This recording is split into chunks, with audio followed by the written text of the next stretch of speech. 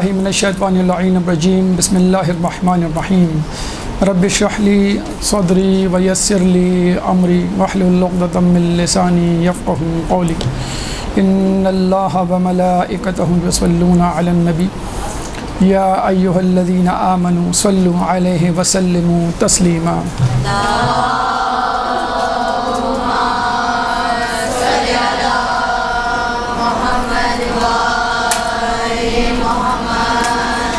سب سے پہلے تو آپ تمام لوگوں کو ذاکری ٹریننگ کلاس میں خوش آمدید۔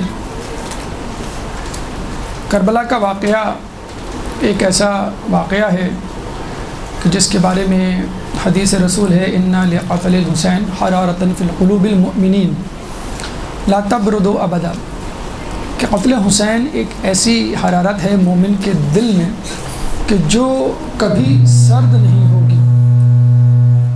چنانچہ کربلا کا واقعہ وقت گزرنے کے ساتھ ساتھ دنیا کے کونے کونے میں پھیلتی جا رہی ہے، اور ذاکرات حسین اس مصیبت، اس مصائب، اس آزمائش کی گھڑی کو لوگوں کے سامنے پیش کر رہے ہیں۔ اور یہ بہت بڑی توفیق ہے کہ اللہ تعالیٰ نے آپ کو اس میدان کے لیے منتخب کیا کہ آپ فضائل اہل بیت اور مصائب اہل بیت لوگوں کے سامنے بیان کریں۔ لیکن آپ کو جیسا کہ معلوم ہے کہ کربلا کی تبلیغ، کربلا کا پیغام، عزاداری خود ایک درسگاہ ہے۔ آیت اللہ بروجردی کے بارے میں ملتا ہے، یا آیت اللہ عبد الکریم حائری کے، کہ وہ درس شروع کرنے سے پہلے مصائب کربلا پڑھا کرتے تھے اور اس کے بعد درس دیا کرتے تھے۔ تو یوں ان کا درس ایک مجلس کی کیفیت اختیار کر جاتا تھا۔ بس فرق یہ ہوتا تھا کہ ان کے درس میں مصائب پہلے ہوتے تھے اور ہماری مجالس میں آخر میں ہوتے ہیں۔ تو یوں سمجھ لیجیے ہماری فرش عزا درسگاہ ہے اور ہماری درسگاہ فرش عزا ہے۔ تو اگر آپ اپنی مجالس کو درسگاہ میں تبدیل کر دیں تو نہ صرف یہ کہ لوگوں کو ثواب ملے گا، بلکہ ساتھ ساتھ وہ علمی نکات، علمی مسائل، تاریخی حقائق اپنے ساتھ لے کر اٹھیں گے۔ مجالس میں کیونکہ ہم اپنے لوگوں کے درمیان ہوتے ہیں، چنانچہ دلائل کی ضرورت نہیں پڑتی، فقط یہ کہہ دینا کافی ہے کہ یہ امام نے فرمایا اور ایسا ہوا۔ لیکن چونکہ واٹس ایپ، انٹرنیٹ، میڈیا کا دور ہے، بات ان لوگوں تک بھی جاتی ہے جو امام حسین کی معرفت نہیں رکھتے، تو وہ دلیل مانگتے ہیں، ریفرنس مانگتے ہیں، حوالہ جات مانگتے ہیں۔ چنانچہ کوشش ہونی چاہیے کہ فضائل اہل بیت کے ساتھ آپ اپنی گفتگو کو دلائل سے آراستہ کریں، منطق پیش کریں، وجوہات، اسباب بیان کریں۔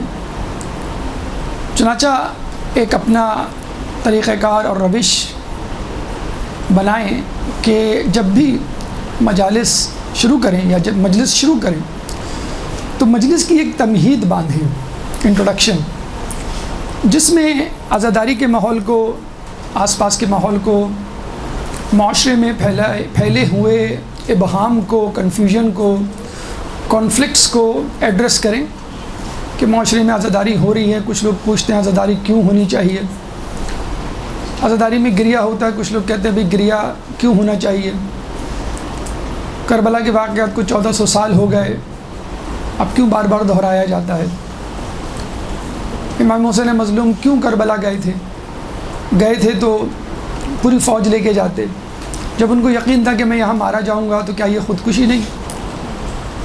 فائدہ کیا ہوا؟ 72 لاشیں، ناموس کی بے حرمتی، لوگوں کے سامنے توہین، حاصل کیا ہوا؟ کیا ہم جیت گئے؟ دیکھا جائے تو توہین ہوئی، اور اسی توہین اور شہادت اور قتل کے سبب سے ہم رو رہے ہیں، تو اس رونے کا کیا فائدہ؟ اب یہ تمام معاملات، یہ تمام اشکالات، یہ تمام سوالات آپ کے بھی اور لوگوں کے ذہن میں بھی اٹھتے ہیں، لیکن ہمارے عقیدے اور ایمان اتنے مضبوط ہیں کہ دلائل کی شاید ضرورت ہی نہیں پڑتی۔ لیکن اگر کوئی نوجوان نسل سے کوئی فرد اٹھے اور آپ سے پوچھے ان تمام سوالات کے جوابات دلائل کے ساتھ، آیات و روایات اور حکایات کی روشنی میں ریفرنسز کے ساتھ، تو پھر آپ کو تھوڑی سی تحقیق اور مطالعہ کر لینا چاہیے۔ چنانچہ آج کا موضوع تاریخ کربلا پر اعتراضات اور ان کے جوابات پر مشتمل ہوگا۔ تقریباً 12 سوالات اور ان کے جوابات ہم آپ کے سامنے پیش کریں گے۔ پرنٹ آؤٹ کی فارم میں یہ سوالات اور ان کے جوابات آپ کو مل جائیں گے انشاءاللہ، آج تو نہیں لیکن انشاءاللہ اگلی کلاس میں اگر آپ چاہیں تو لکھیں، ورنہ ایسی کوئی خاص ضرورت نہیں۔ تو جب بھی مجلس شروع کریں، مجلس کے شروع میں ایک انٹروڈکشن دیں اور اس انٹروڈکشن میں ایک سوال اور اس کا جواب ایک پیراگراف کی فارم میں، یعنی 5 منٹ پر جو محیط ہو، اس کے بعد جو بھی آپ کا موضوع ہے آپ اس پر جا سکتے ہیں۔ اس بہانے آپ کے ہر مجلس میں آپ نے 10 مجلس پڑھی، 20 پڑھی، 25، 50، 100 لوگوں کو تقریباً 100 مسائل ان کا حل، 100 مسائل ان کے جوابات مل گئے، خود کے لیے بھی دوسروں کے لیے بھی، آپ کے ایمان میں بھی اضافہ، دوسروں کا بھی عقیدہ جو ہے وہ مضبوط تر ہوتا چلا جائے گا۔ آئیے سوالات کا آغاز کرتے ہیں اور ان کے جوابات۔ ایک درود پڑھ دیں محمد والے محمد پہ۔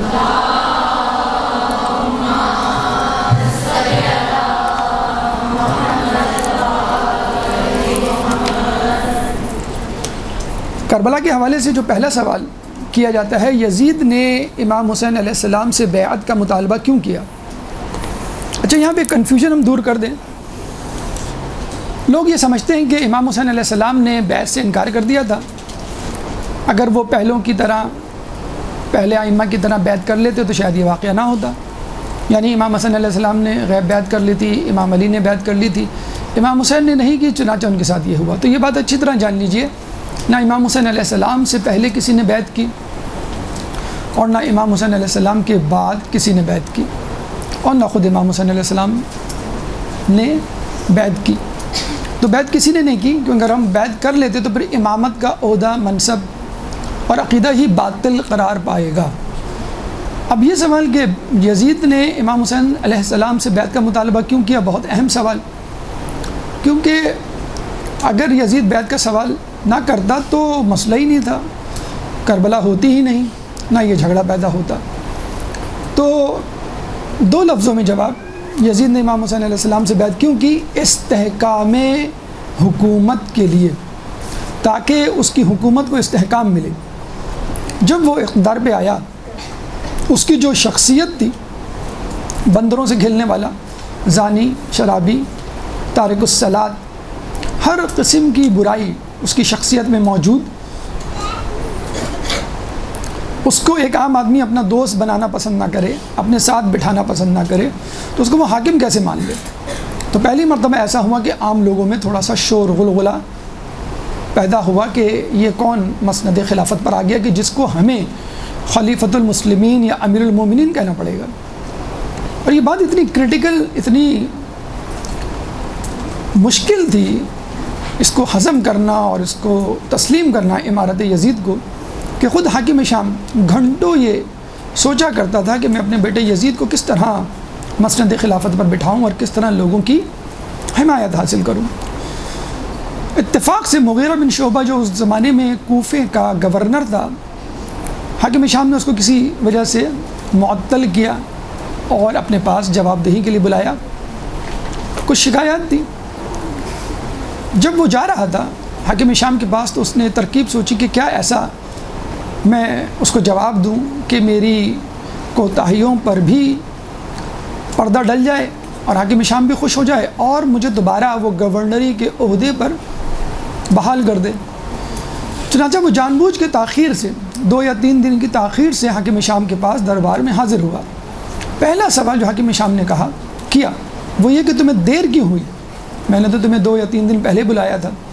تو مغیرہ بن شعبہ نے یہ کہا کہ میں آپ کے بیٹے یزید کی جانشینی کے لیے لوگوں میں راہ ہموار کر رہا تھا۔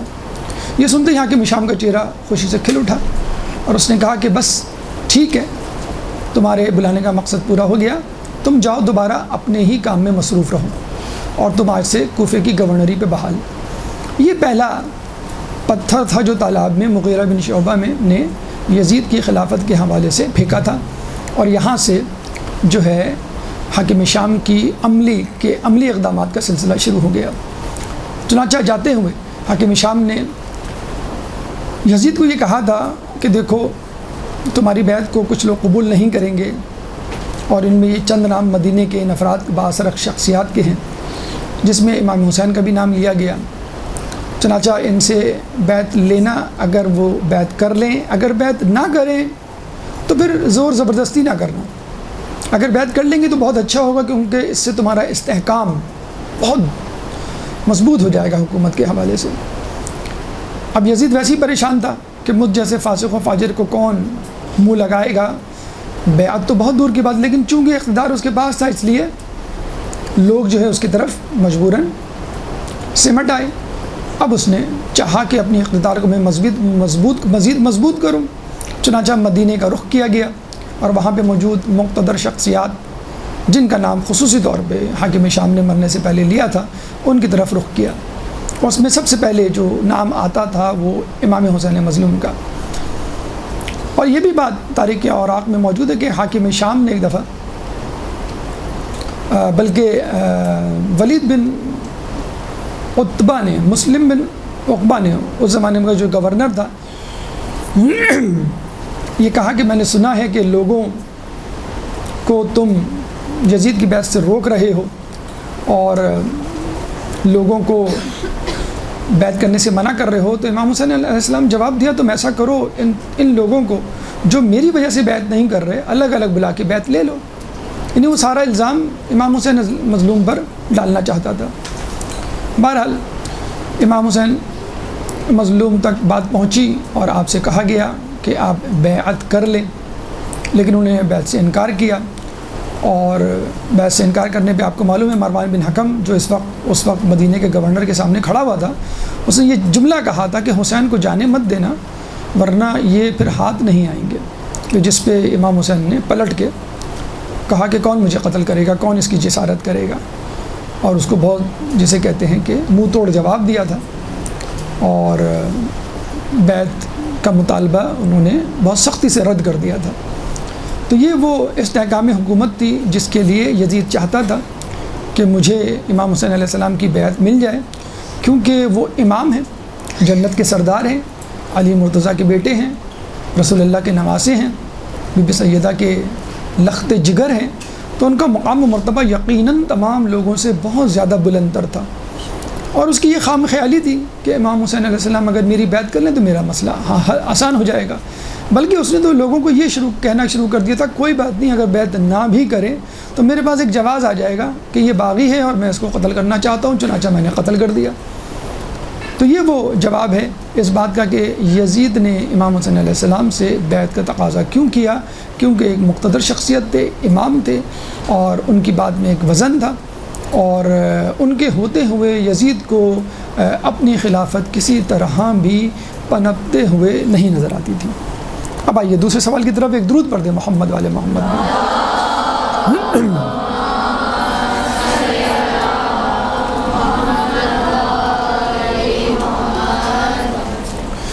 دوسرا سوال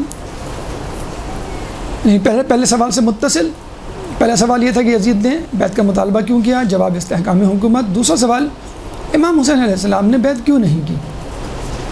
سوال تو کچھ بھی پوچھا جا سکتا ہے، بنیادی سوال سے لے کے بہت زیادہ علمی اور فلسفیکل کوسچن۔ تو امام حسین علیہ السلام نے بیعت کیوں نہیں کی؟ بہت سمپل سا جواب، مروان بن حکم کہ جس نے مدینے کے گورنر کے کان میں کہا تھا کہ حسین کو نہ جانے دو ورنہ یہ کبھی ہاتھ نہیں آئیں گے اور ان سے ابھی بیعت لے لو، تو اس نے دوسرے دن مروان بن حکم نے امام حسین کو رستے میں جب دیکھا آتے ہوئے تو کہا کہ آپ یزید کی بیعت کیوں نہیں کر لیتے۔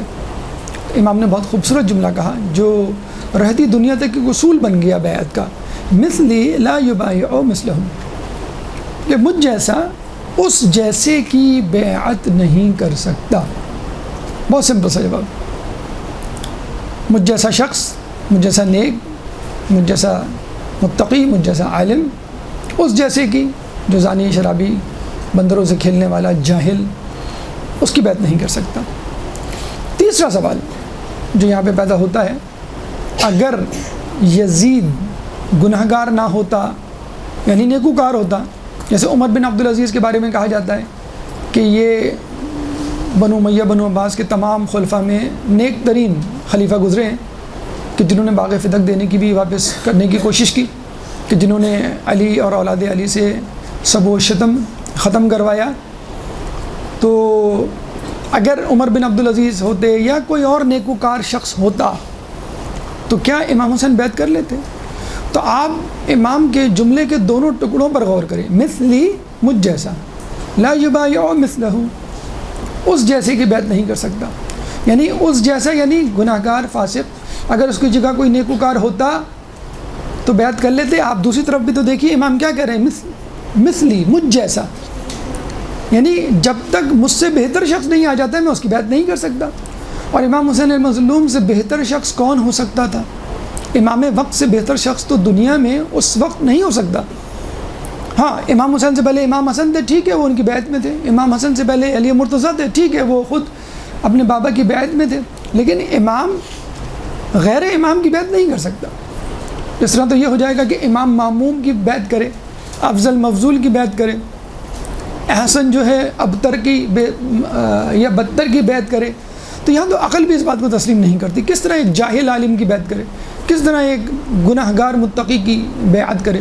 اور یہاں پر امامت کا عقیدہ بھی زائل ہو جاتا ہے، باطل ہو جاتا ہے، فاسد ہو جاتا ہے کہ ایک امام بنایا ہے اللہ نے اسی لیے ہے کہ یہ وہ ہر طریقے سے، ہر زاویے سے مستحکم اور بلند تر ہے، عالم تر ہے اور فصیح تر ہے اور سخی تر ہے، عابد تر ہے.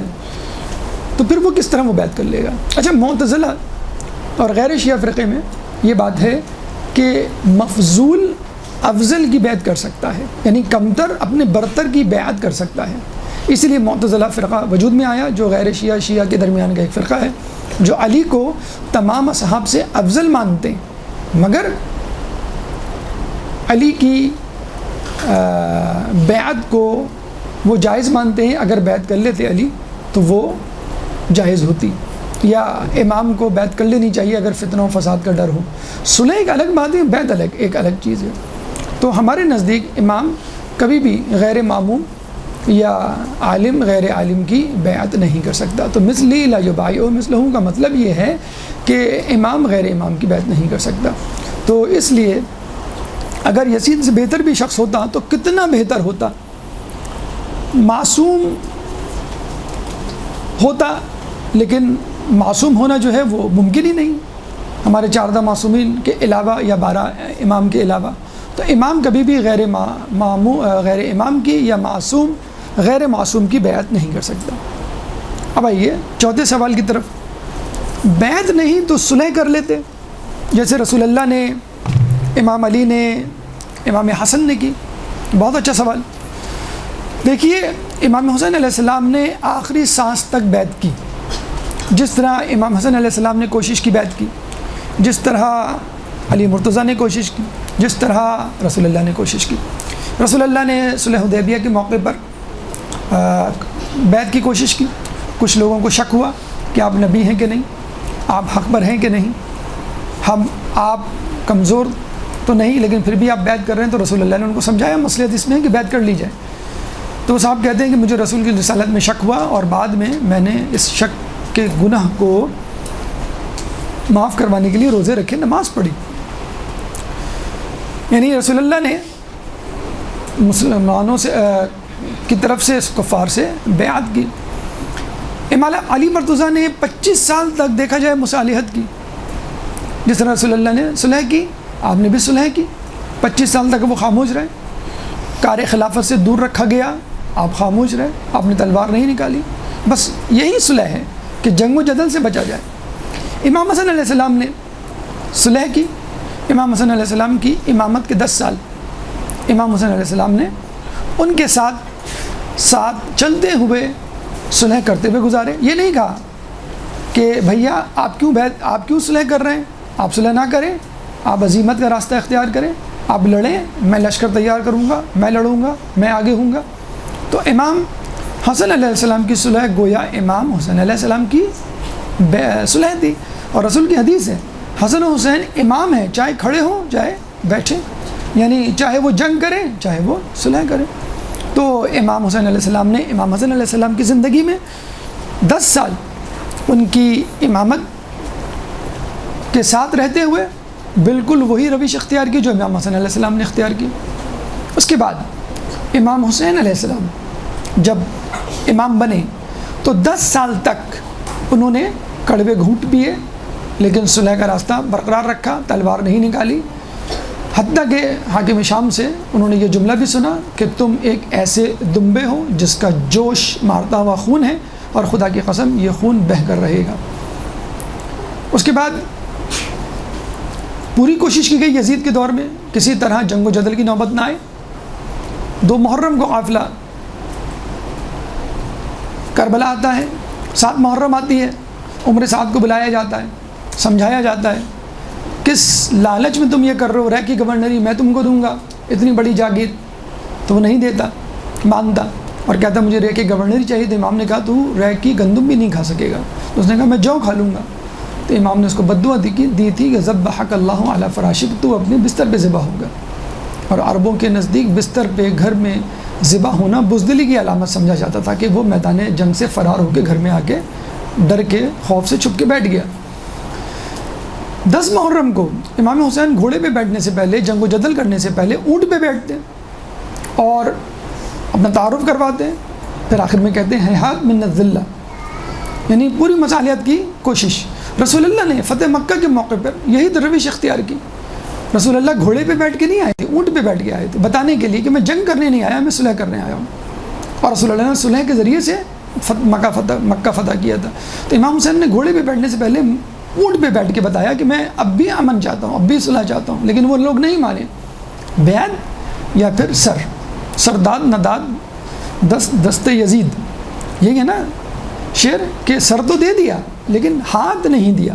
وہ چاہ رہے تھے ہاتھ دو یا سر دو، تو انہوں نے کہا میں سر دے دوں گا، ہاتھ نہیں دوں گا. تو اونٹ پہ بیٹھ کے ہم نے انٹروڈکشن کروایا اور بتایا، پوری کوشش کی صلح کی، نہیں مانے. پھر 10 محرم کو امام جو ہے وہ عمر سعد سے دو بدو گھوڑے پہ سوار ہوتے ہوئے کہتے ہیں کہ تو کس سبب سے میرے قتل کا در پہ ہے، کیا وجہ ہے، چاہتا کیا ہے تو، یعنی اصل بات تو بتا. تو عمر سعد نے کہا بغض لابیک، تیرے باپ کے بغض کی وجہ سے میں تیرا قتل کرنا چاہتا ہوں. یعنی علی کا بغض، علی کی ولایت کا بغض، علی کی بلندی کا بغض جو امام حسن کے پاس آیا، علی کی ولایت ان کے پاس آئی، پھر امام حسن سے. اور وہی چاہتے تھے یہ ولایت لے لیں، یہ اسلام کی سرپرستی، گارجن شپ، محافظت یہ لے لیں اور پھر اپنے حساب سے اسلام کو مولڈ کریں. اور یہ بھی ملتا ہے روایتوں میں کہ شمر جب خنجر لیے پشت مبارک میں بیٹھا ہوا تھا تو آپ نے سر موڑ کے اس کو کہا تھا کہ تو اب بھی باز آ جا، میں تیری مغفرت کروا دوں گا نانا سے. تو آخر وقت تک امام حسین نے صلح کی کوشش کی. اگر آپ صلح کا مطلب بیعت لیتے ہیں، صلح از اکول ٹو بیعت، تو یہ امام مرتے دم تک نہیں کریں گے اور کسی امام نے ایسا نہیں کیا. اگر آپ بیعت کو صلح کہتے ہیں، بیعت کر لیتے تو صلح ہو جاتی، یہ شرط تھی، تو یہ امام جو ہے وہ کبھی نہیں کر سکتے. بڑی اچھی مثال اس زمین میں دی جاتی ہے. اکثر لوگ امام حسن علیہ السلام کو ٹکرانے کی کوشش کرتے ہیں اور اختلافات بتلانے کی کوشش کرتے ہیں کہ دونوں میں اختلاف تھا. تو جان لیجئے، ایک مثال سے لوگ سمجھاتے ہیں اس کو کہ ایک شخص ایک ڈاکٹر کے پاس جاتا ہے اپنے مرض کے لیے، ڈاکٹر اس کو ایک دوا تجویز کرتا ہے اور وہ چلا جاتا ہے. پھر کافی عرصے بعد 4-5 سال بعد وہ شخص آتا ہے اور اب وہ ڈاکٹر نہیں رہتا، کوئی دوسرا ڈاکٹر اس کی جگہ بیٹھ جاتا ہے. تو وہ کہتا ہے کہ بھائی مجھے یہ پرابلم ہے اور کافی عرصے پرانا ہے، 5 سال کا، فلاں ڈاکٹر نے یہ دوا دی تھی، آپ بھی لکھ دیں. اور وہ ڈاکٹر چیک کرتا ہے اور کہتا ہے کہ آپ نے دوا پابندی سے استعمال کی؟ انہوں نے کہا نہیں. بد پرہیزی تو نہیں کی آپ نے؟ کہا بد پرہیزی بھی کی ہے. کہہ لیں گے اصل میں اب آپ کا مرض اتنا بڑھ چکا ہے دوا کے استعمال نہ کرنے کی وجہ سے، بد پرہیزی کی وجہ سے، کہ اب دوا کی نہیں سرجری، آپریشن کی ضرورت ہے. تو وہ اگر یہ کہیں کہ آپ عجیب ڈاکٹر ہیں، 5 سال پہلے جو ڈاکٹر تھا وہ اچھا ڈاکٹر تھا، اس نے تو میڈیسنز بتائی تھی علاج کے لیے، تو وہ یہی کہے گا کہ اس وقت علاج کنٹرول میں تھا، لمٹ میں تھا، اپنی حدوں میں تھا، لیکن آپ نے چونکہ اس کی بات نہیں مانی، چنانچہ سرجری ہوگی۔ تو امام حسن کے زمانے میں لوگ اور اسلام کی جسے کہتے ہیں کہ حالت ایسی تھی کہ صلح سے کام چل جاتا، لیکن امام حسین کے زمانے میں حالات اتنے خراب ہوئے کہ وہ سرجری یا آپریشن یا جنگ و جدل کی جو ہے وہ ڈیمانڈ کر رہے تھے یا مطالبہ کر رہے تھے۔ تو اس لیے امام حسین علیہ السلام کو جنگ کی ضرورت پڑی۔ اگر ہم ان دونوں کی پوزیشن تبدیل کر دیں، یعنی امام حسن امام حسین کی جگہ ہوتے، امام حسین امام حسن کی جگہ ہوتے، تو امام حسین صلح کرتے اور امام حسن کربلا میں جنگ کرتے۔ یہ تمام صورتحال، جنگ کا فیصلہ یا صلح کا فیصلہ اسلام کی صورتحال پر ڈپینڈ کرتا ہے کہ اسلام کو کس چیز کی ضرورت ہے، قربانی کی ضرورت ہے یا مصالحت کی ضرورت ہے۔ ایک درود پڑھ دیں محمد والے محمد۔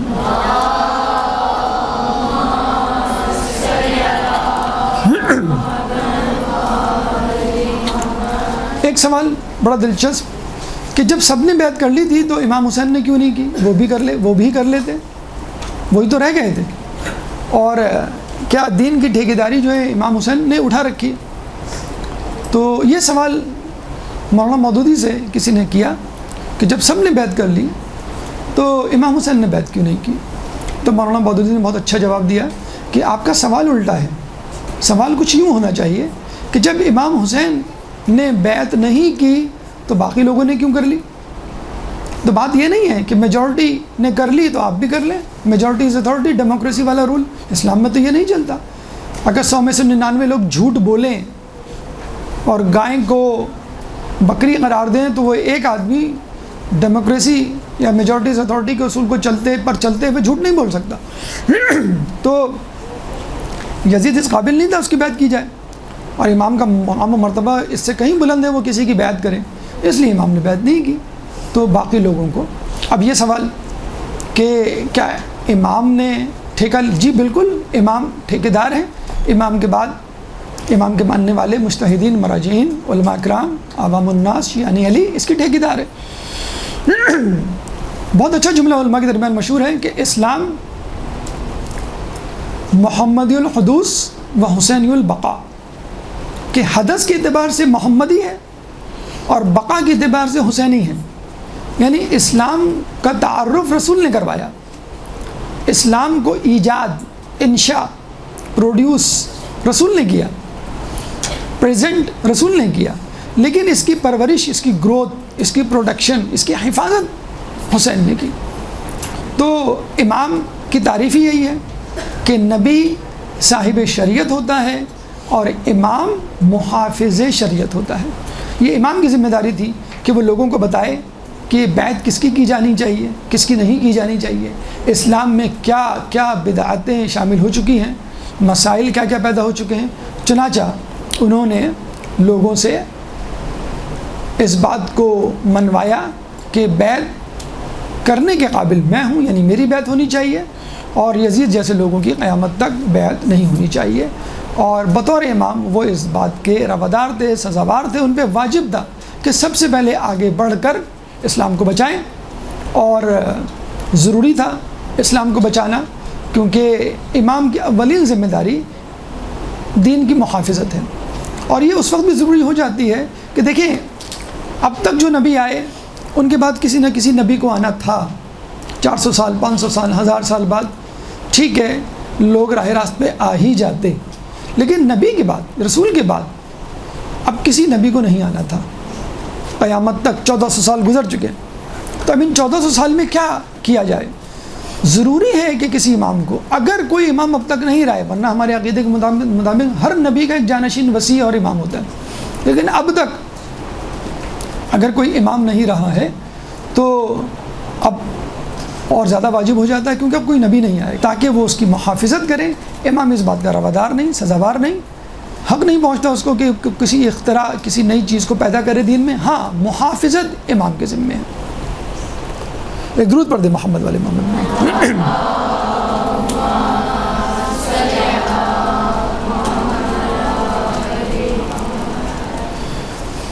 ایک سوال جو کیا جاتا ہے کہ امام کو جب معلوم تھا کہ میں مارا جاؤں گا کربلا کے میدان میں، تو وہ گھر سے کیوں گئے اور کربلا جا کر اپنی جان کیوں دی؟ کیا یہ خودکشی نہیں؟ دیکھیں، پہلی بات تو یہ سن لیجئے کہ امام کا یہ قول تھا جب لوگوں نے یہی سوال ان کے سامنے رکھا مدینے سے نکلتے ہوئے، انہوں نے کہا کہ دیکھو، اگر میں کسی بل، جانور کے بل میں بھی پناہ لے لوں تو میں مارا جاؤں گا، اور ان لوگوں کو میری زندگی گوارا نہیں، ہر صورت میں یہ مجھے ختم کرنا چاہتے ہیں۔ پہلی بات تو یہ کہ امام گھر میں بھی بیٹھے رہتے نا تو یہ گھر میں قتل کیے جاتے۔ امام مکے گئے تھے، اور کیوں انہوں نے مکے میں اپنے حج کا ارادہ تبدیل کیا؟ کیونکہ احرام کے بھیس میں لوگوں نے اسلحہ چھپایا ہوا تھا۔ تو امام سمجھ گئے، اور امام نے کہا کہ میں اس بات کو پسند کرتا ہوں کہ مکے سے ایک بالشت باہر مارا جاؤں بنسبت ایک بالشت اندر مارا جاؤں، مجھے مکے کی حرمت عزیز ہے۔ چنانچہ مکے میں بھی لوگ ان کے پیچھے تھے، اور پھر کربلا کے مقام پر ان کو روکا گیا۔ جب 2 محرم کو روکا گیا اور قبیلہ بنی اسد کے بزرگ نے بتایا کہ اس کا ایک نام کربلا، کرب و بلا بھی ہے، نینوا، قادریہ، شت الفرات کے علاوہ، تو امام نے کیا کہا تھا؟ بس ہمیں یہیں رکنا ہے، خیمے لگا دو عباس، سیدانیوں کو اتار دو، یہیں ہماری لاشیں۔ حالانکہ اس کے بزرگ نے قبیلے کے یہ کہا تھا کہ امام یہاں پر نہ رکیے، کہ یہاں پہ کوئی بھی ایسا شخص نبی زادہ یا نبی نہیں گزرا کہ جس کو کوئی چوٹ، کوئی تکلیف یا زخم نہ آیا ہو۔ تو امام نے کہا تو نے تو نہیں سنا ہے، ہم نے تو یہ بھی سنا ہے کہ ہمارے یہاں لاشیں گریں گے اور ہمارے یہاں سر کٹیں گے۔ تو امام نے وہاں پڑھاؤ کیا۔ اب سوال یہ ہے کہ جب امام کو معلوم تھا اسی جگہ لاشا گرے گا، یہیں پہ میں قتل ہوں گا، تو امام فوراً کہیں چلے جاتے۔ آپ کو کہا جائے ابھی آپ مدرسے سے نکلیں گے آپ کو مار دیا جائے گا، آپ نہیں نکلیں گے۔ آپ کو کہا جائے کہ گھر میں جائیں گے، وہاں کوئی بیٹھا ہوا ہے گھات لگائے گا، آپ گھر میں نہیں جائیں گے۔ آپ کو کہا جائے بھائی اس گلاس میں جو ہے مشروب میں زہر موجود ہے، نہ پئیں، تو آپ نہیں پئیں گے، کیونکہ یہ سب خودکشی ہوگی۔ لیکن یاد رکھیے، خودکشی اس وقت ہوتی ہے کہ جب اللہ نہ چاہتا ہو کہ آپ موت کو گلے لگائیں، لیکن جب موت کو گلے لگانا ضروری ہو جائے اور جب اللہ کی رضا اسی میں ہو کہ آپ موت کو گلے لگائیں تو آپ کو گلے لگانا چاہیے۔ اس کو ہم کہتے ہیں مرضی الہی۔ ایک ہوتا ہے مشیت الہی اور ایک ہوتا ہے مرضی الہی۔ مشیت الہی یہ کہ بھئی یہ زہر میں پیوں گا تو میں مارا جاؤں گا، یہ تلوار ہے یہ میری گردن پہ چلے گی تو میں مارا جاؤں گا۔ اور مرضی الہی کیا ہے کہ آپ اس گلاس کو نہ پئیں، آپ تلوار کے سامنے نہ آئیں، لیکن جب دشمن کا سامنا ہو، جہاد کا سامنا ہو، تو آپ گلاس پی لیں، تلوار کو گلے کے سامنے آنے دیں، یعنی اپنے آپ کو اسلام کے لیے قربان کر دیں۔ تو اس کو ہم کہتے ہیں مرضی الہی۔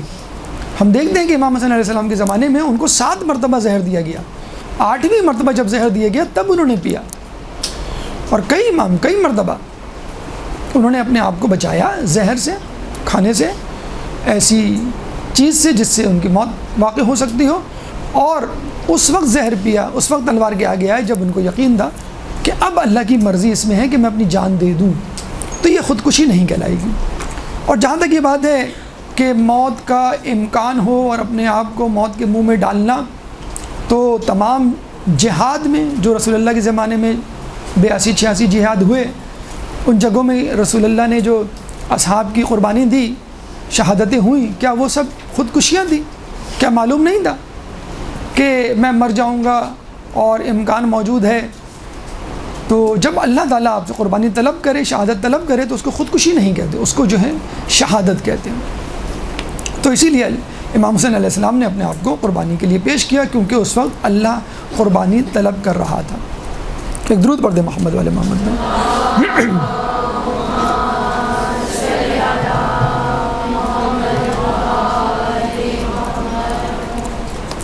ایک سوال کہ اگر امام حسین کو جانا تھا تو وہ چلے جاتے، رشتہ داروں کو تو ساتھ نہ لے کے جاتے۔ دیکھیے، یہ سوال تو اس وقت اٹھانا چاہیے کہ جب رسول اللہ مباہلے میں اپنے خاندان والوں کو لے کے جا رہے تھے۔ مباہلے میں کربلا سے زیادہ مشکل سچویشن تھی، کربلا سے زیادہ رسک تھا۔ مباہلے میں کیا تھا کہ فمن حاجک فیہ من بعد ما جاءک من العلم فقل تعالوا ندعو ابناءنا وابناءکم ونساءنا ونساءکم وانفسنا وانفسکم ثم نبتہل فنجعل لعنۃ اللہ علی الکاذبین۔ سورہ آل عمران آیت نمبر 61، کہ جب ان پہ حجت آ جائے، اس کے بعد علم آ جائے، اس کے بعد وہ اپنی ہر درمی پہ قائم رہیں، تو ان کو کہو کہ ٹھیک ہے، ہم اپنے بیٹوں کو لائیں تم اپنے بیٹوں کو، ہم اپنی عورتوں کو لائیں تم اپنی عورتوں کو، ہم اپنے نفسوں کو لائیں تم اپنے نفس کو، اور پھر اللہ پہ جھوٹوں کی لعنت کی دعا کریں۔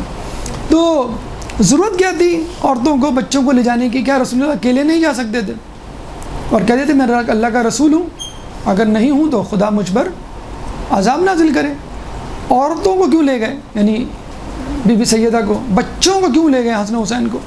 کربلا میں پھر بھی ایک چانس تو تھا کہ وہ عین موقع پر جو ہے وہ مصالحت کر لیتے، بیعت کر لیتے، معافی مانگ لیتے، نعوذ باللہ، لیکن مباہلے میں تو کسی قسم کا چانس نہیں تھا۔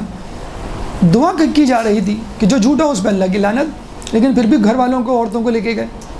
تو کربلا میں بھی یہی سچویشن تھی کہ بہت ضروری تھا کہ امام حسین جو ہے اپنے گھر والوں کو لے کے جائیں۔ جب ان سے کہا گیا، ابن عباس نے سوال کیا کہ آپ عورتوں کو کیوں لے کے جا رہے ہیں، تو ابن عباس نے امام حسین نے جواب دیا کہ میرا جہاد جو ہے وہ زینب کے بغیر مکمل نہیں ہو سکتا۔ کسی نے سوال کیا کہ لوگ کربلا کو یاد رکھے ہوئے ہیں لیکن غدیر کو نہیں، تو کیا خوب جواب دیا گیا کہ غدیر میں زینب نہیں تھی، کربلا میں زینب تھی، اس لیے پیغام جو ہے وہ پہنچا دیا گیا، آگے چلا گیا۔ اور دوسری بات یہ کہ ہمیشہ یاد رکھیں، جب آپ کوئی خوشی سیلیبریٹ کرتے ہیں اور اس میں لوگوں کی شرکت ہو، آپ کے چاہنے والوں کی، تو وہ خوشی دگنی ہو جاتی ہے، 4 گنا ہو جاتی ہے۔ برتھ ڈے ہے یا شادی بیاہ کی تقریب ہے، وہ خوشی زیادہ ہو جائے گی، لیکن غم میں اپنے چاہنے والوں کو شریک کریں تو وہ غم ہلکا ہو جاتا ہے، کمتر ہو جاتا ہے۔ کسی کے باپ کا انتقال ہو جائے، ماں کا انتقال ہو جائے، عزیز کا انتقال ہو جائے، وہ اکیلا ہو میت پہ، بڑا بھاری ہوتا ہے میت کو اٹھانا، لیکن محلے والے جب جمع ہو جاتے ہیں، عزیز و قریب جمع ہو جاتے ہیں، تو وہ غم ہلکا ہو جاتا ہے۔ تو بس امام حسین نے اپنے غم کو شیئر کرنا چاہا، اور شیئر بھی انہی لوگوں کو کیا جو تیار تھے، دل سے تیار تھے، اسی لیے تو چراغ بجھانے کے باوجود نہیں گئے۔ کسی نے کہا، بلکہ رہبر معظم آیت اللہ سید علی خامنئی کا جملہ ہے کہ غدیر عوام کی کربلا ہے اور کربلا خواص کی غدیر ہے۔ غدیر میں بیعت کی گئی لیکن اس کے باوجود جفا کی گئی، اور کربلا میں بیعت اٹھا لی گئی لیکن اس کے باوجود وفا کی گئی۔ تو گھر والوں کو اس لیے لے کے گئے کہ اپنے غم میں شریک کریں، عورتوں کو اس لیے لے کے گئے کہ بی بی زینب نے ہی اس پیغام کو آگے پہنچانا تھا۔ اور آپ دیکھ لیجئے کوفے کے بازار، آپ دیکھ لیجئے آگے جو شام کا دربار، اس میں بی بی نے اپنا تذکرہ کم، امام حسین کا تذکرہ زیادہ، امام حسین کا تذکرہ کم بلکہ ولایت علی کا تذکرہ زیادہ۔ تو امام حسین شہید ولایت ہیں، قربان ولایت ہیں، اور بی بی زینب محافظہ ولایت ہیں، کیونکہ خود بی بی سیدہ آپ کی والدہ گرامی محافظ ولایت تھی۔ سورہ تحریم آیت نمبر 6، سورہ تحریم قرآن کا 66واں 66 سورہ ہے۔ اللہ تعالیٰ فرماتا ہے، یا ایھا الذین آمنوا قوا انفسکم واہلیکم نارا وقودھا الناس والحجارہ، اے ایمان والو، اپنے آپ کو اور اپنے گھر والوں کو جہنم کی آگ سے بچاؤ کہ جس کا ایندھن انسان اور پتھر ہوں گے۔ تو جب ہم کوئی نیک کام کرتے ہیں، ہماری کوشش ہوتی ہے گھر والے بھی کریں، نماز پڑھتے ہیں گھر والوں کو اٹھاتے ہیں، مجلس میں جاتے ہیں گھر والوں کو لے کے جاتے ہیں، اور جب ہم گناہوں سے بچتے ہیں گھر والوں کو بھی کہتے ہیں۔ ٹی وی پہ کچھ ایسا آ رہا ہوتا ہے تو ہم منع کر دیتے ہیں بچے کو، اپنی گھر والی کو، خواتین کو ہم پردے کی جو ہے ترغیب دیتے ہیں۔ تو اسلام تو ایک اجتماعی، معاشرتی اور امتی مذہب ہے جس میں تمام لوگ شریک ہوتے ہیں نیکیوں میں، اور تمام لوگ کنارہ کشی اختیار کرتے ہیں گناہوں سے۔ وتعاونوا علی البر والتقوی وتعاونوا علی الاثم والعدوان، کہ نیکی کے کاموں میں تعاون کرو اور برائی کے کاموں میں ایک دوسرے سے تعاون نہ کرو۔ ایک درود پڑھ دیں محمد والے محمد۔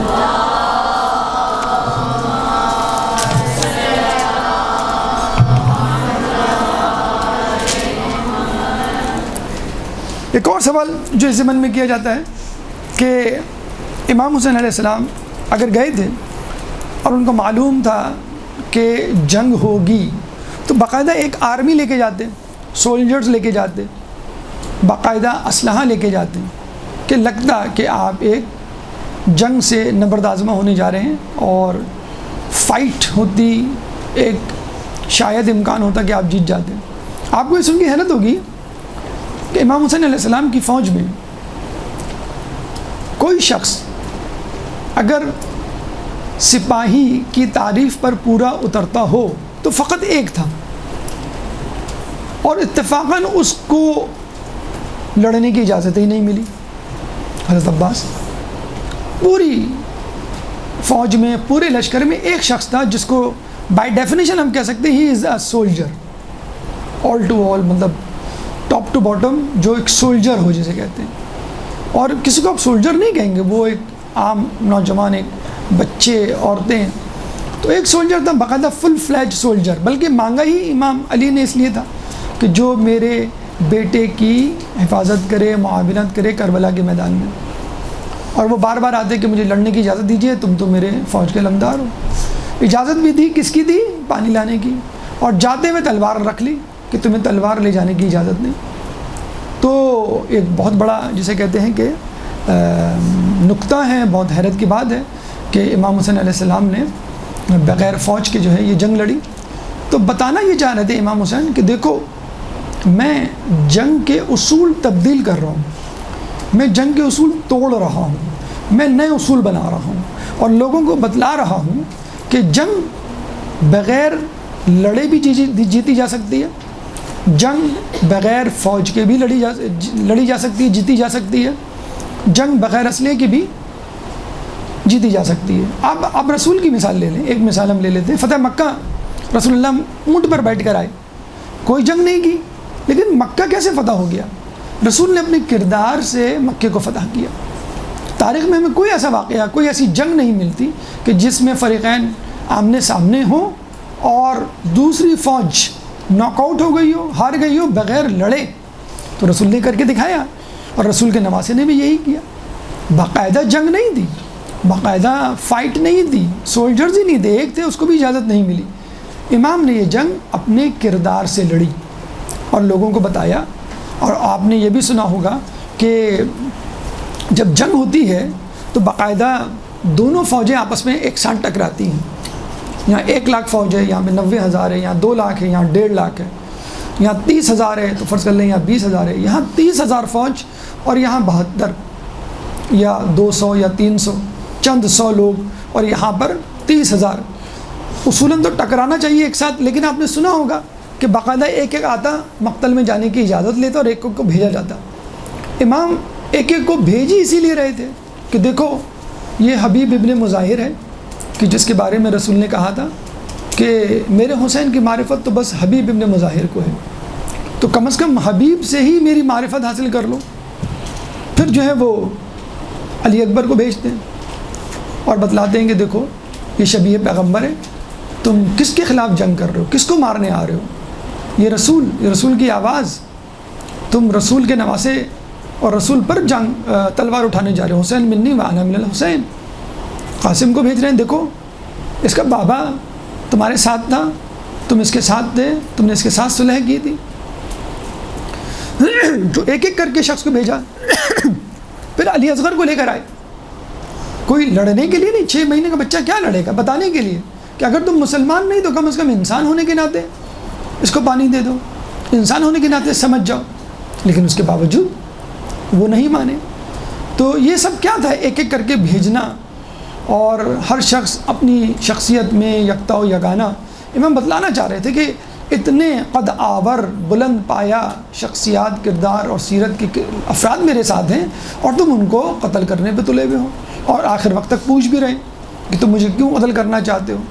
دیکھو تم مجھے قتل کرو گے تو گویا رسول کو قتل کرو گے.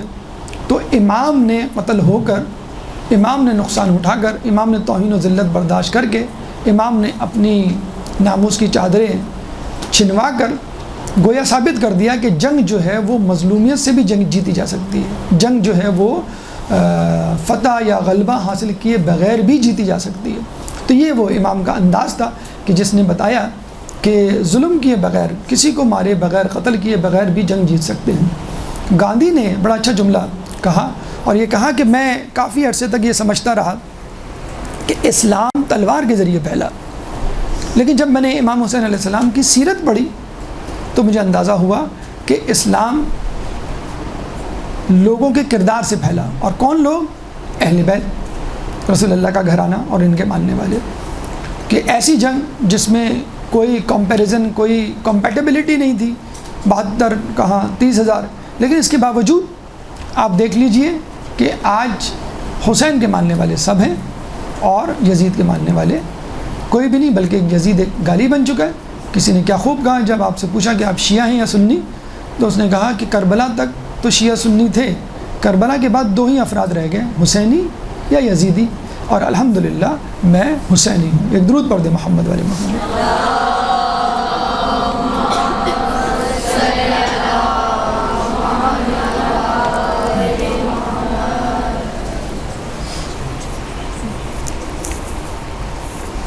کیا قربانی دینا واجب تھی؟ اچھا، جو ابھی سوال تھا کہ باقاعدہ فوج لے کے جاتے، تو دیکھیں اگر باقاعدہ فوج لے کے جاتے ہیں تو وہ 2 شہزادوں کی جنگ میں تبدیل ہو جاتی۔ جیسے اب بھی کچھ لوگ یہی کہتے ہیں 2 شہزادوں کی جنگ تھی، اقتدار کا غلبہ، کرسی کی دوڑ تھی، تو امام فوج نہیں لے کے گئے تو بھی الزام لگایا گیا۔ اگر امام فوج لے کے جاتے اور کسی طرح خدا نخواستہ نعوذ باللہ مینیپولیشن سے جیت جاتے جنگ، کچھ عرصے بعد بنو امیہ دوبارہ آ جاتی جنگ، فوج اکٹھا کر کے، جیسے بنو امیہ کے خلاف بنو عباس آ گئے، پھر کچھ عرصے بعد اہل بیت والے اپنی فوج جمع کر کے لاتے، اور وہ قیامت تک معاملہ چلتا رہتا اور دین بہرحال کہیں نظر نہیں آتا۔ مولا علی نے تمام تر نیک نیتی کے ساتھ خلافت کو قبول کیا، اس کا حق ادا کیا، اس کے باوجود جنگ نہروان پیش آئی، اور جنگ صفین میں لوگ پکار اٹھے کہ تم فقط اپنی خلافت کی فکر میں ہو، نعوذ باللہ، خوارج نے یہ کہا تھا۔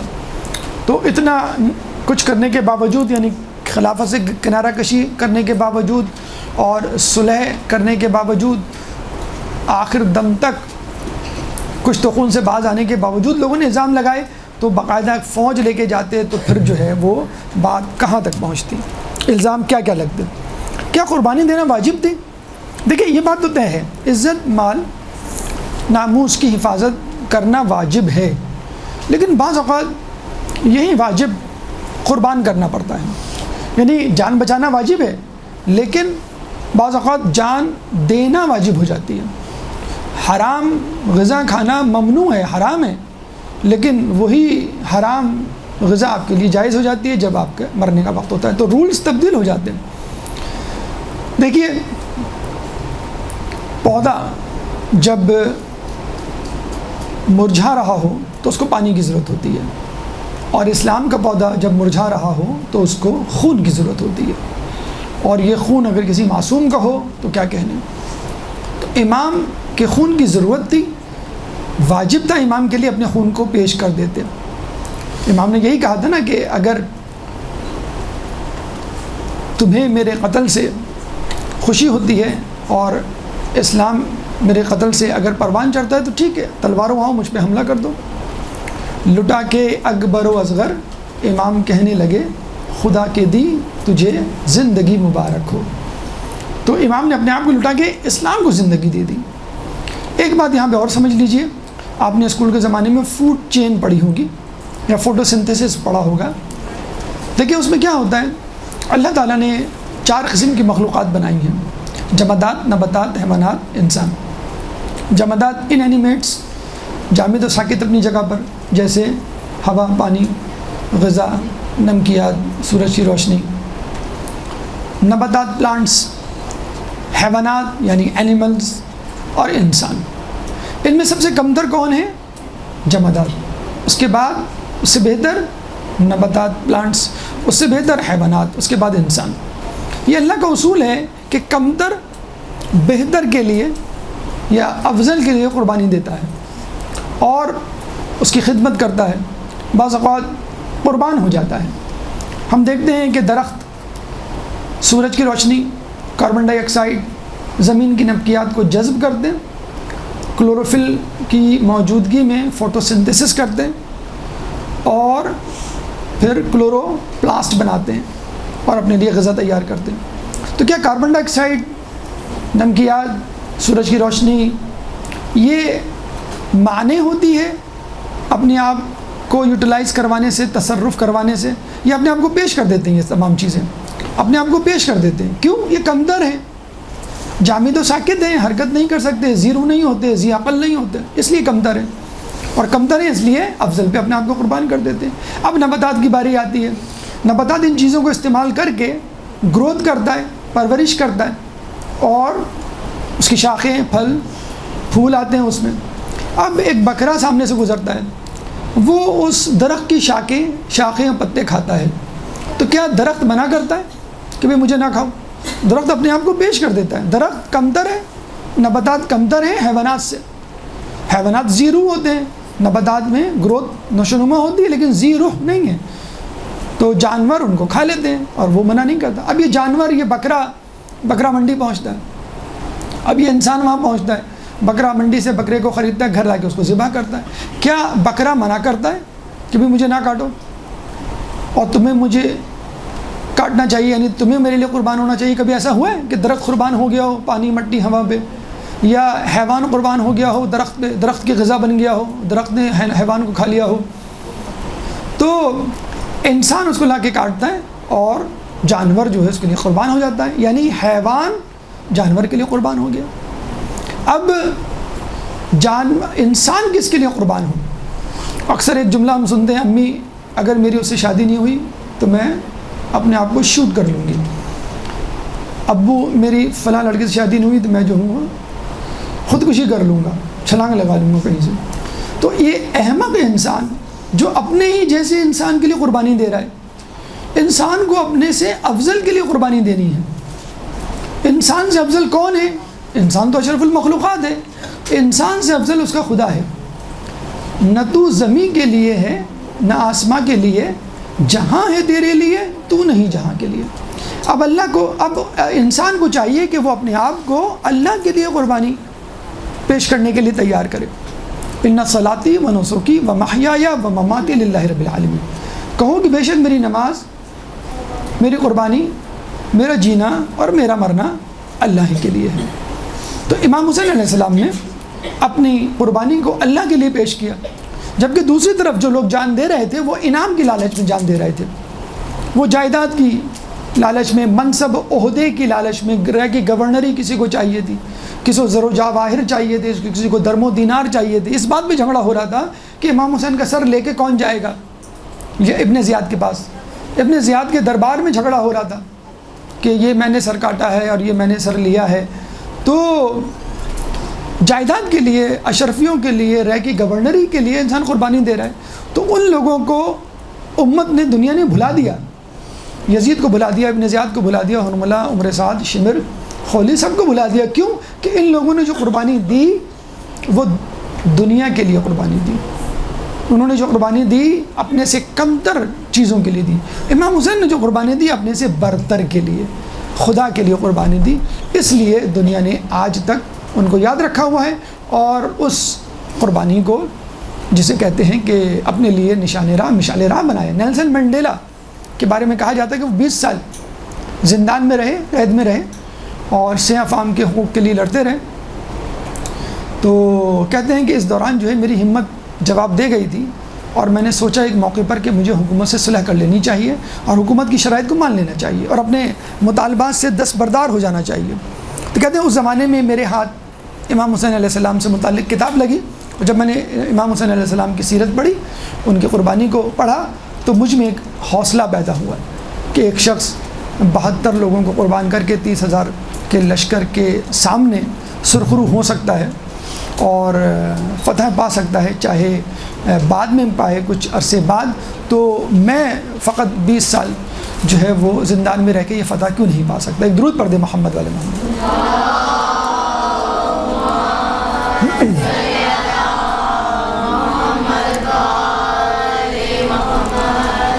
اچھا، لوگ کہتے ہیں کہ یہ آپ جذباتی باتیں کر رہے ہیں کہ مر کے انسان امر ہو جاتا ہے یا ہار کے جیت ہو جاتی ہے، کوئی مثال دیں۔ بہت آسان سی مثال، بہت اچھی سی مثال۔ بیج آپ بوتے ہیں کہاں؟ زمین میں۔ کیا اس کو زمین کے اوپر رکھتے ہیں؟ نہیں رکھتے۔ اور درخت کہاں ہوتا ہے؟ زمین کے اوپر ہوتا ہے۔ اور بیج کو کہاں رکھتے ہیں آپ؟ اندر، بالکل اندر، کہ بالکل نظر نہ آئے، اور بالکل بند کر دیتے ہیں کہ وہ سراغ بھی نہیں رکھتے کہ وہ نظر آئے۔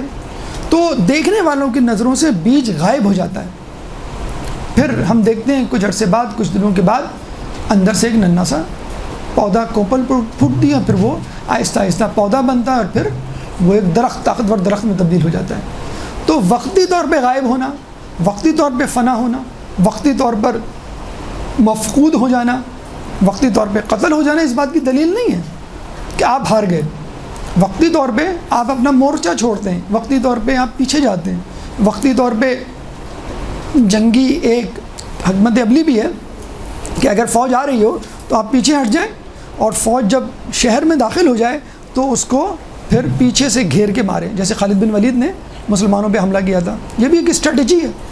تو اس لحاظ سے بھی حسین پیچھے ہٹے، پیچھے ہٹنے کے بدلے میں قربانی دی، اور بعد میں پھر آپ نے دیکھے توابین کا لشکر آ گیا 4000 کا، امیر مختار کا لشکر آ گیا 7000 کا، جس نے امام کے قتلوں کو چن چن کے مارا، اور اب 4 کروڑ لوگ جو ہیں وہ 40 پر موجود ہوتے۔ تو امام اگر جیت جاتے تو شاید امام کو یہ فتح نہ ملتی۔ کہتے ہیں کہ جب 4000 فرشتے اللہ تعالیٰ سے اجازت لے کے امام حسین علیہ السلام کی نصرت کے لیے آئے تو امام حسین نے نصرت کا انکار کر دیا کہ میں نصرت نہیں لے سکتا، کیونکہ مجھے قتل ہونا ہے، اور جب تک میرا خون نہیں بہے گا یہ پودا اسلام کا نشو و نما نہیں پائے گا۔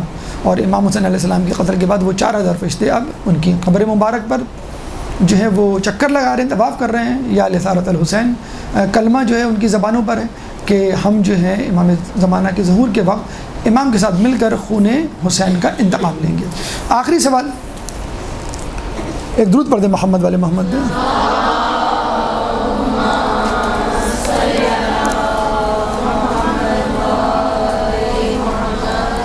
آخری سوال، لوگ پوچھتے ہیں بھائی جانے دیجئے اس بحث کو، اس ڈسکشن کو، مذاکرے، مباحثے، مناظرے کو، بس یہ بتا دیجئے 2 لفظوں میں کون جیتا اور کیسے، کیا دلیل ہے آپ کے پاس؟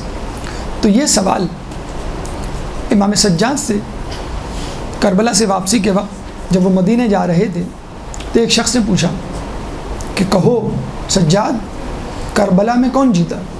امام سجاد نے جواب دیا کہ اگر آج کے بعد میرے جد کا نام اذان میں لیا جائے تو سمجھ لینا کہ میں جیتا، اور اگر آج کے بعد یزید کے جد کا نام اذان میں لیا جائے تو سمجھ لینا کہ یزید جیت گیا۔ اسی طرح امام سجاد مدینے میں بیٹھے ہوتے ہیں، ایک شخص آتا ہے اور کہتا ہے امام کربلا میں کون جیتا؟ امام نے کہا جاؤ مسجد میں 2 رکعت نماز پڑھ کر آؤ۔ وہ گیا مسجد نبی میں 2 رکعت نماز پڑھی، واپس آیا، امام میرا سوال یہ ہے کہ کربلا میں کون جیتا؟ امام نے کہا کہ تمہیں تمہاری نماز نے جواب دے دیا، یہ نماز زندہ ہے، سمجھ لو کہ میں جیت گیا، اگر یہ نماز زندہ نہ ہوتی تو میں ہار جاتا۔ اس سے بڑی مثال، ثبوت، دلیل کیا ہو سکتی ہے کہ دربار یزید کا ہے اور کلمہ رسول کا، جناب سجاد کے جد کا بلند ہو رہا ہے۔ جب امام سجاد اپنا انٹروڈکشن تعارف کروا رہے تھے تو اقطع الکلام الحسین، یہ یزید کا جملہ تھا، اقطع الکلام السجاد، کلام الرجل، کہ اس آدمی کے کلام کو قطع کرو ورنہ میرے درباری اور میرے چاہنے والے، میرے عوام منقلب ہو کے میرے خلاف ہو جائیں گے۔ تو بے وقت کی اذان دلوائی گئی، اللہ اکبر اللہ اکبر اللہ اکبر اللہ اکبر، اشہد ان لا الہ الا اللہ اشہد ان لا الہ الا اللہ اشہد ان محمد رسول اللہ۔ جب مؤذن نے اشہد ان محمد رسول اللہ کہا تو امام سجاد نے فوراً کہا، جو مؤذن تھوڑی سی سانس لیتے ہیں نا ایک جملے سے دوسرے جملے کے بولنے کے درمیان، اسی وقت جملہ یہ کہا، یزید یہ بتا کہ محمد تیرے جد تھے یا میرے جد؟ تو یزید کو جواب مل گیا کہ جنگ کون جیتا۔ تو آج بھی یزید کی، یزید کے حواریوں کی، یزید کے سپاہیوں کی قبریں گمنام ہیں، مفقود ہیں۔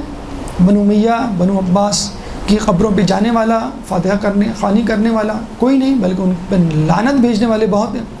اور امام حسین علیہ السلام کی قبر مبارک ہر وقت مرجع خلائق بنی ہوئی ہے، احتیاج پوری ہونے کا مرکز بنی ہوئی ہے، اور خود 40 پہ کہ امام بلا نہیں رہے اور 4 کروڑ کی عوام موجود ہے، اگر امام بلائیں، امام کا ظہور ہو تو کتنی عوام کربلا پہنچ جائے۔ اللہ تعالیٰ سے دعا ہے کہ ہمیں مقصد حسین کو زندہ رکھنے کی توفیق عطا فرما۔ اللہ تعالیٰ سے دعا ہے کہ کربلا کے شواہد کو گھر گھر پہنچانے کی توفیق عطا فرما۔ اللہ تعالیٰ سے دعا ہے کہ فضائل اہل بیت، مصائب اہل بیت پڑھنے، سنانے اور اس پہ عمل کرنے کی توفیق عطا فرما۔ جو پریشان حال ہے ان کی پریشانی کو دور فرما۔ جو بے روزگار ہیں ان کو رزق حلال عطا فرما، جو مقروض ہیں ان کے قرضوں کو عطا فرما، جو اسیر ہیں ان کو رہائی عطا فرما، جو رشتوں کے انتظار میں ان کے لیے مناسب رشتوں کا بندوبست فرما، امام کے ظہور میں تعجیل فرما اور ہمیں ان کے انصار و اعوان میں شامل فرما۔ ربنا تقبل منا انک انت السمیع العلیم وتب علینا انک انت التواب الرحیم برحمتک یا ارحم الراحمین۔